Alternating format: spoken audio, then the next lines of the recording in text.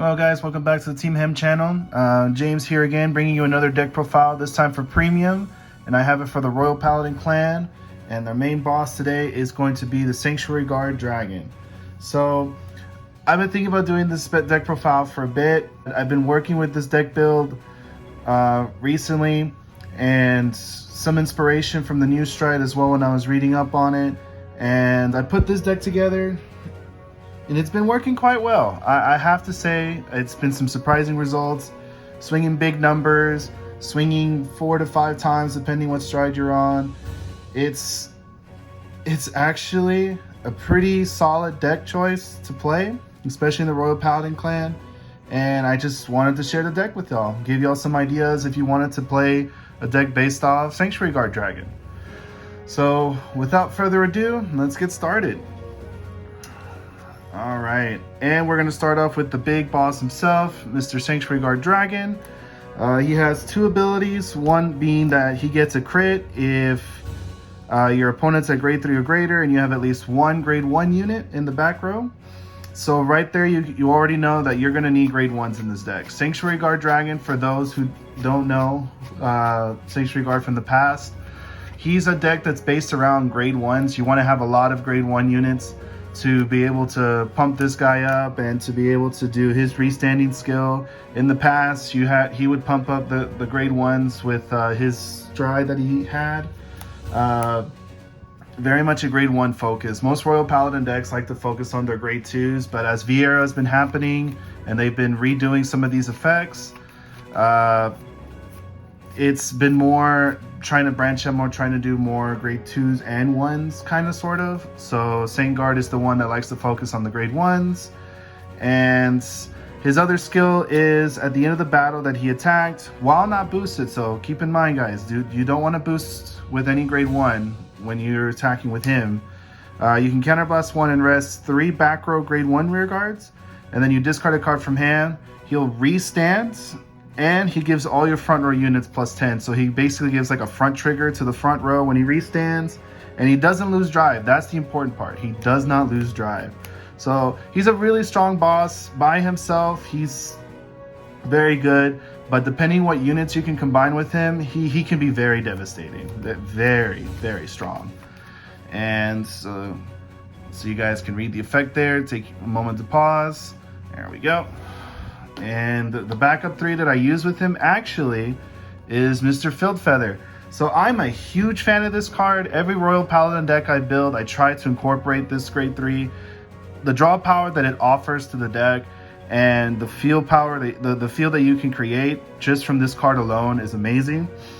For those who don't know, on Rearguard Circle, you can Counterblast 1, Soul Blast 3. You draw cards equal to the number of open circles that you have. And then for however many you drew, you have to call that many from your hand. So let's say, for example, like your Vanguard is Saint Guard. That's what we're hoping for. Then you call him to rear. You have all these open spots. You can use his skill to draw 4 cards.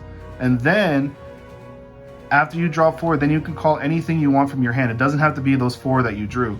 So he allows you to draw, keep your hands, call to the board, and he also sets up to where in Royal Paladin, especially in V-Era, a lot of your effects are activating when called from hand. He can trigger it.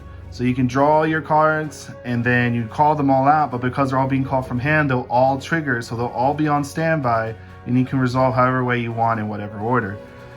Very solid draw card. Again, I try to put him in every Royal Paladin deck that I can, V-Era and in premium. Definitely, if you have the space to put him in, I would recommend it, because if nothing else, even if you don't use him for a skill, he's a grade 3. You can use him for stride fodder, right? So I run 2 in my deck. It's usually the number I run in every Royal Paladin deck I have. It works for me. Give it a try, guys, if you haven't yet. And then we'll go to our grade 2s. One of the main ones being this guy right here, Mr. Knight of Conquest Wixton. I like that name, Wixton. His first skill during your turn, if your Vanguard Sanctuary Guard, which again is the main grade 3 that we want to be on, he gets 5k power for each back row grade 1 rear guard that you have. So remember how this guy rests the back row to be able to do his restand effect? Well, you're going to lose your boosters usually by resting it before you get to boost with it. So this grade 2 takes advantage of it, saying, well, if you're going to rest it, I might as well just get 5k then, just for it being there. And it's just not just for the one behind him, it's for everyone in the back row. So you can get a plus 15. So that's already a beater right there. And then his other skill is Vanguard Rearguard. When he's placed, you can counterblast 1, look at the top 7 cards of your deck and call out a grade 1, and then shuffle your deck. This is our Shadow Paladin-esque card right there. Like I said earlier, most of the time we're searching for grade 2s. These are one of those cards that searches for a grade 1 because our boss is really wanting grade 1s. And I say Shadow Paladin because Shadow Paladins, they usually focus on grade 1s more than grade 2s or anything else. So we kind of took one effect from Shadows, put it on this guy. Oh my gosh, I cannot tell you guys how important this card is in the deck. He's the beater, he searches, just all around solid card, man. Definitely run it as a 4 of. And then my other grade 2s, I run 3 of the Liverots. I think he's pretty self-explanatory, especially if you're well aware of Royal Paladins. But in case you're not, when he's placed from the hand, so he triggers off Field Feather, you can counterblast 1, you search your deck for a grade 2, you call it to an open rearguard circle, so do remember that. And then if you have no, but then he has the other skill, if you have no face-up cards in your damage zone, you can Soul Blast instead of counterblasting. So just like I said earlier with Field Feather, when he's placed from the hand, you can counterblast 1 to search. Field Feather is going to make you call him from hand, so you can call him over the Field Feather if you want to, then do your counterblast and call into the 1 open circle that you're going to have, because in theory, when you do Field Feather, you're going to do the skill, draw 4, and then call to the open circles.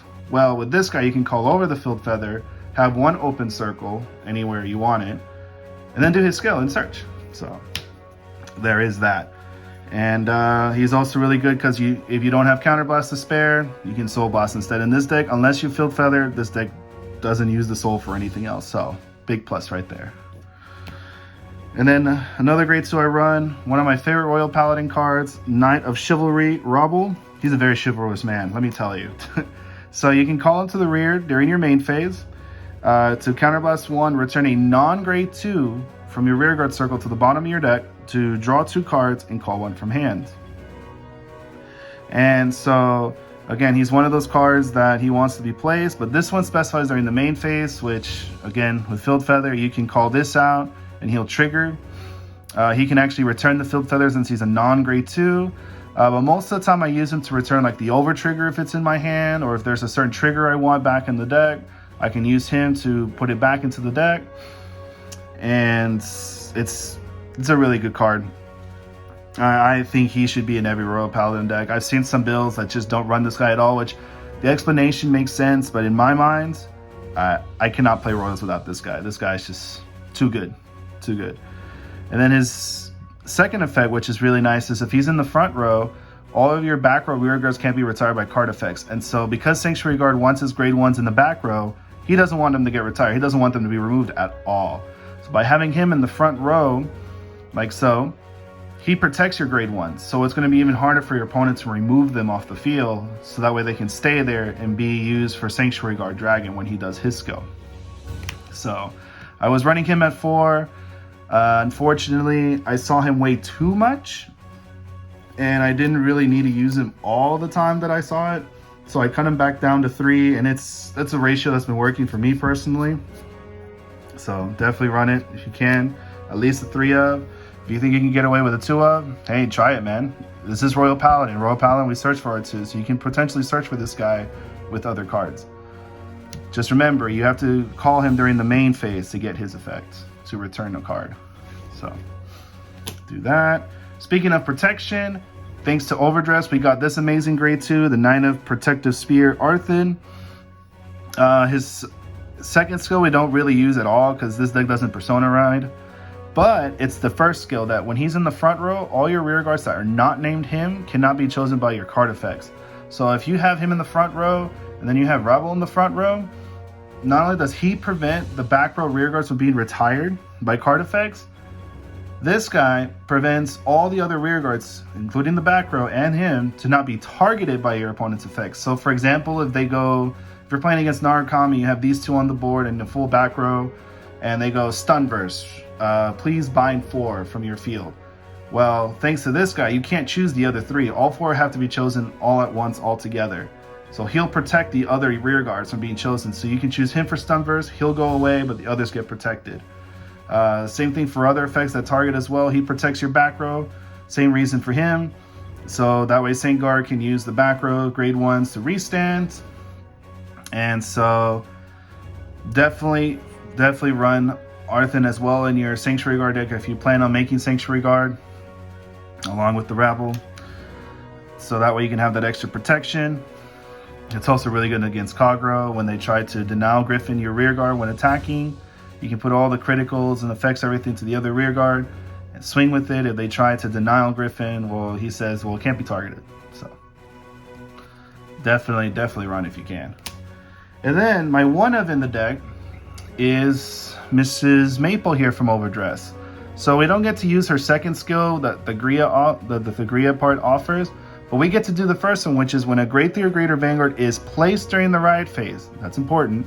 If you don't have another Maple card name on the field, which you don't because there's only one in here, then you can call her from the drop zone. So she's a free grade 2 that keeps recurring from the drop zone to the field every time you keep striding.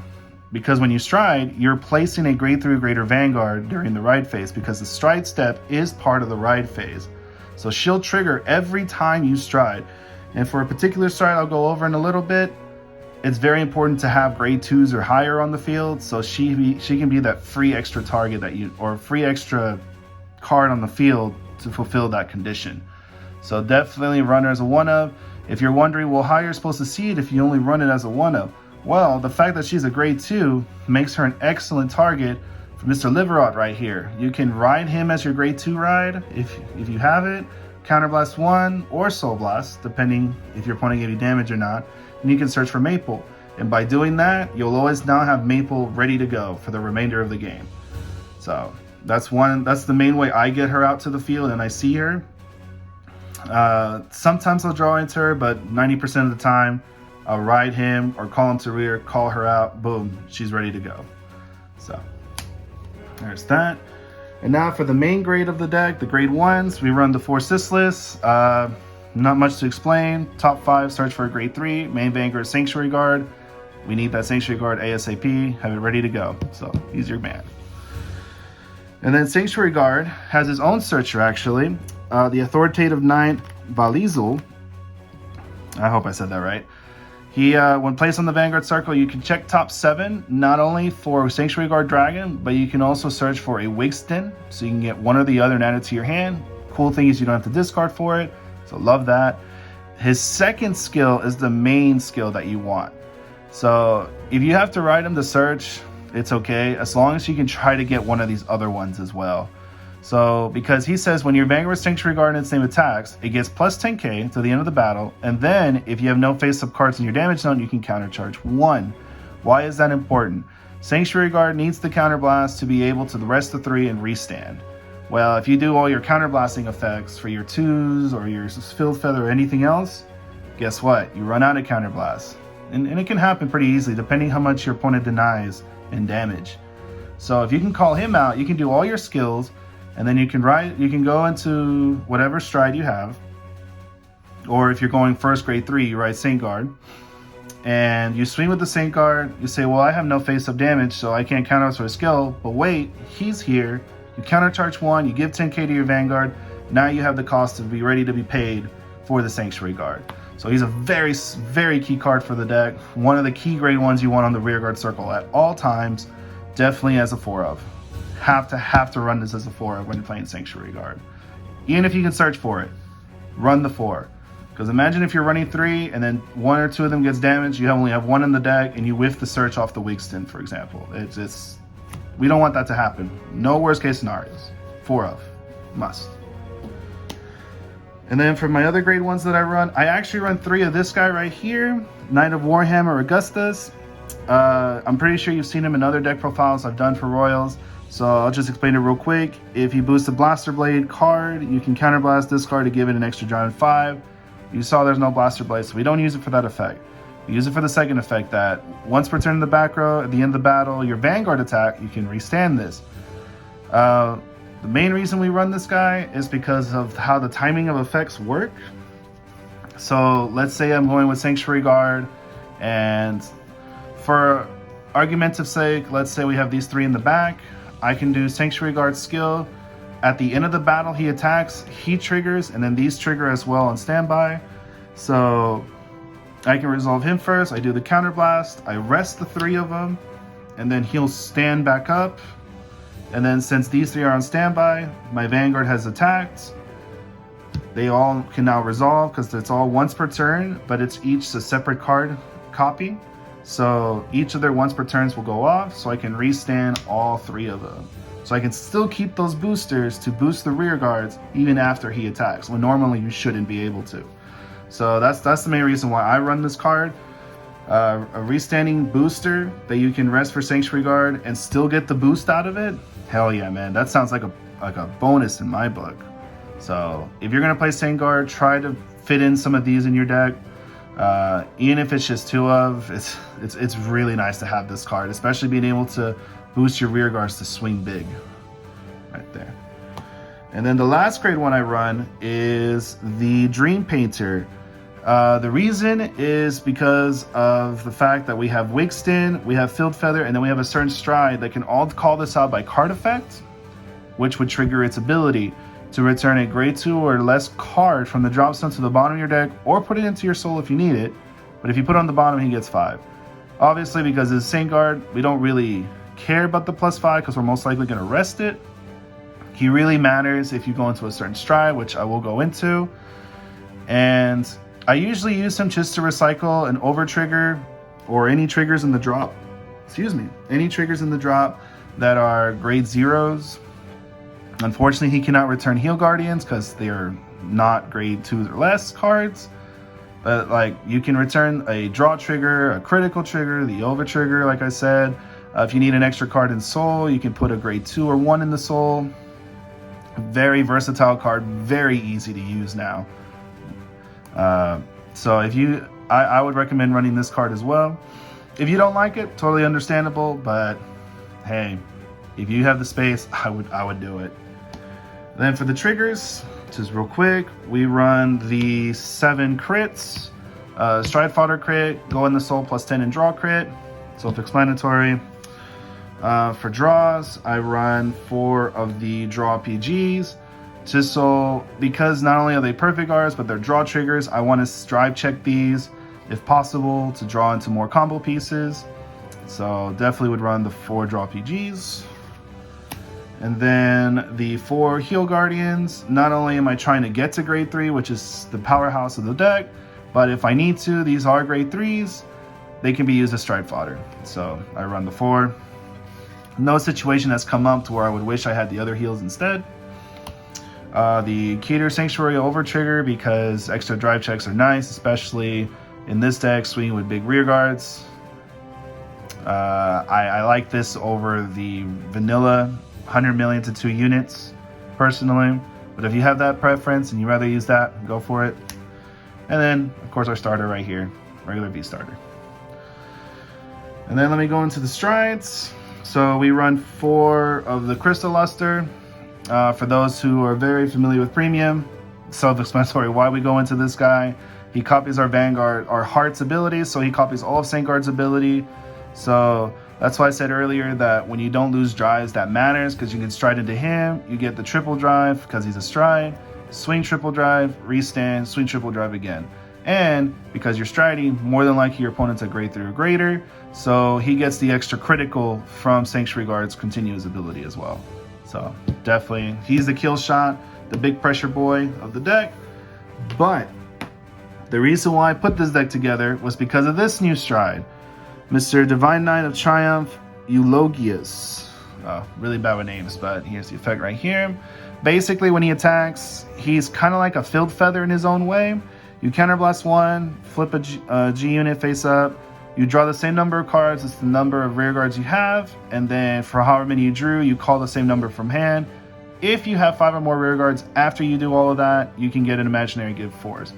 So I like to do this guy as my first stride all the time. I try to fight for that first stride if possible, so that way I can go into him, After I ride Vanguard, get my 2 force markers total, and just be able to attack at least 5 times with this. I know a lot of people aren't really a fan of this card. They say, well, it's okay, it's not really the best. How can you do better than Crystal Luster? I'm gonna be real with you, you really can't do better than Crystal Luster. However, Crystal Luster is a GB3 of Stride, so he'd rather be a 2nd Stride or greater unless you G-Guard. So because of keeping that in mind and because of that, I try to fight for the 1st Stride so I can go into him as my 1st Stride, set up my whole field, do my multi-attacks, try to push my opponent to 3-4 damage, and then after I do that, Crystal Luster is just a kill shot after that because he has the innate crit and the guard restrict. So this guy has actually been catching a lot of people off guard. I've been play testing. I've played against Link Joker, I've played against Pale Moon, I've played against multiple other clans as well. And yeah, if I'm able to pull off the combo of going into this first, set up my board, especially after doing a whole field feather play, fill up my board, swing with this, draw 5, call a new board of 5 cards, it's just amazing. And it does so much pressure on the opponent. And not only that, because he's calling all of them from hand, if you recall all the grade 1s and 2s that I said when placed from hand do this, he triggers all of them. So you'll have all these effects triggering off all at once, and you get to mix and match which one you want to resolve first. So you can you can return triggers back to your deck, then play other cards that search other cards to shuffle your deck, and he's still in the middle of his attack while you're doing all of that. So it's just amazing. I really have fallen in love with this card. I knew this card wasn't bad when it first came out. You can ask my teammates. I've always said, like, this is actually a really solid card. People are just so focused on Crystal Luster. I understand Crystal Luster is really good. I admit that. But being able to go into this, pressure your opponent 1st Stride, and then Crystal Luster after, oh man, guys, do it. Try it out yourself if you haven't. Give it a chance. It's amazing. And then for the other strides, to fill up the stride zone, I run 2 of the Aerial Divine Knight alt miles. In case my opponent doesn't give me damage and I don't have the counter charger grade 1, I can stride into this, call out a free grade 2, and give my front row plus 3k. So it's not bad. Definitely, if you don't have any damage to work with, you can go. You have a target to go into, so that's why I run it. Then I also play 2 of the Saint of Twin Sword. I've gone into him several times, mostly when I have like 5 or 6 G units face up, just because of all the power he gives. 5k for each face up unit in the G zone when a unit's called from the deck. So, and he himself will call out 2 grade 2s from the deck while he's boosted. So you can swing with him first, or you can swing with your 2 rear guards first that have force markers, because hopefully you did the whole play of the Eulogius and then into Crystal Luster. So you'll have at least 2 markers. You'll go into him, swing with your 2 rear guards, swing with this. Hopefully you have 5-6 G units face up, call out 2 grade 2s, and those grade 2s are going to get 5k for every G unit. And then let's say you call out a Wigston with this, you check top 7, call another grade 1. That gives you another unit that's going to get plus 25-30k if you have that many G units face up. Because he doesn't say the units he calls, he just says when a unit's called, period, from the deck. So definitely made the space for this guy. Haven't really gone into more than 2, but I have the second one just to have that option for sure. And then I run 1 of the Agnos. Have I gone into this card yet? No, I have not, personally. But I'm the type of player that likes to have a lot of options if possible. And I had one spot open in the G zone, and I got this beautiful card from a very good friend of mine, very good teammate, and it's in the deck for that reason. To have the option, and it's very dear to my heart. And the one time I would go into this would be if I'm just having one of those games where I'm not really seeing stride fodders. I'm really not seeing that much in the way of being able to have a lot of defense in hand. I just have a lot of key pieces. And my opponent said, well, you can have the first stride, I don't care. Reading the situation, reading the board state, seeing what has been drive checked so far, I will actually go into this. I know when I play with MLB or if when I play with Altmile, I have gone into this several times, but now that we have the new stride right here, I've actually been prioritizing more this than this, since especially that's what this deck was built to do. But rather have the option, keep this in the deck. And then for the G guards, we have the one Maskull, because he's one of the best generic G guards we have in Royal Paladins right now. And he's very free. You just have to flip over a G Guardian and he gets 10k shield if you have at least one front row unit. So that's nice. And then I run 2 of the new G Guard, the Faithful Sacred Staff Morgos. She's actually, after much testing, at first I thought, you know, this card doesn't seem that amazing to me, because why do I have to have a grade 2 in the front row to be able to do this skill? Well, after much play testing, it's not as bad as I thought. Giving that extra 10k shield to a grade 2 means that I can guard with this, right? So I can guard with this, and then say the grade 2's over here, I can go G guard, plus the 10k here, now intercept with this. So now that is a 30k total shield. So that's really nice. That's actually come in clutch quite a few times. But it's the second skill that really, how do I say it? It puts a target on the grade 2 and it makes it an attack target. So it basically does what the effect wants you to do anyway. What I mean is, she has the ability of giving the grade 2 you choose of when it intercepts, you can counter a Soul Blast. It's a perfect guard. So you G guard with her, and you tell your opponent, I'm going to choose this grade 2. It gets 10k shield, and it gets this ability. Usually, most of the time, my opponent goes, it gets a perfect guard ability? Yes. Oh, so after I guard with that, then they'll start attacking this. They'll say, I don't want you to have that perfect guard ability at all for this whole turn, so let me just swing into it. So basically that effect makes that grade 2 in a target, and so they'll start swinging into it, and I go, well, it's going to intercept a perfect guard anyway, or 15k shield, so I'm glad that you just swung into this instead. And that's actually saved my hide quite a few times play testing with this deck. So I definitely like now playing with it. I actually like this G guard. I'm keeping it as a 2 of. I was actually just going to cut it out altogether, run the other G guard that gets 10k shield. You have 2 grade 2s. Most of the time, you don't have 2 grade 2s. Your opponent usually retires one of them. So, yeah, I definitely am now a supporter of this card. I don't think it's too bad, or at least as bad as I thought when I first read it, first revealed. But you guys let me know what you think about it. Always open to see what other people's opinions are. And then my last 2 G guards, Dismal and Rectome. Dismal to be able to say a rear guard cannot be hit for the rest of the turn. And a Rectome that says discard a card from your hand to draw a card. So filter, protection of a rear guard. Alright guys, that was my Sanctuary Guard deck profile for Premium.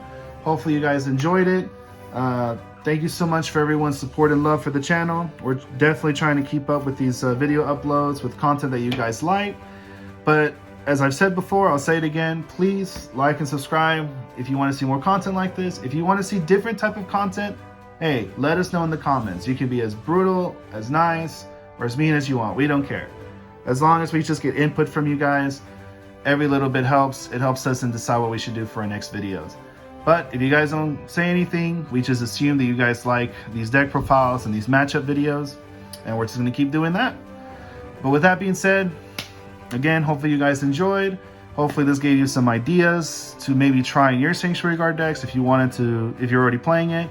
If this gave you inspiration to try out the deck, hey, I'm all down for that. That means this video was worth making. But with that, take care guys. Have a good rest of your day.